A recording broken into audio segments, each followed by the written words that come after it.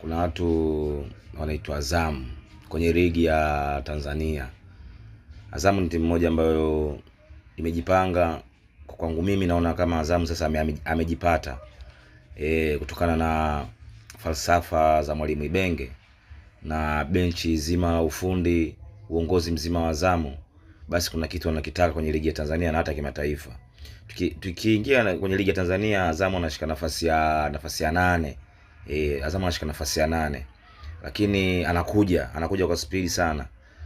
Matokeo ya Azam ni timu inayoshiriki ligi kuu Tanzania bara. Kama inavyoeleweka,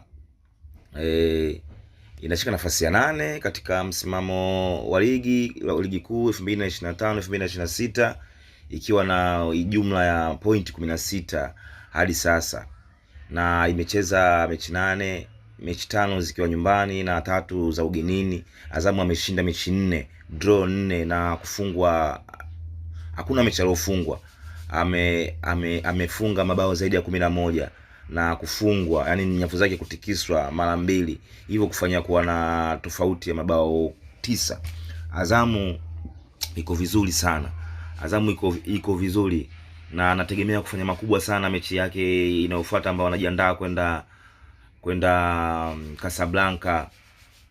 Anakutana nao wale Waarabu. Naamini kabisa Azam anaenda kudominate game na anaenda kufanya vizuri sana kutokana na ubora aliokuwa nao na wachezaji wazuri, middle wing na goalkeeper Aish Manula ipo kwenye ubora, Kitambala bora, forward zote kina Idi Nado mbele wanaofanya mashambulizi ya mbele wako vizuri, skills, body balance, attack midfielder Akaminko.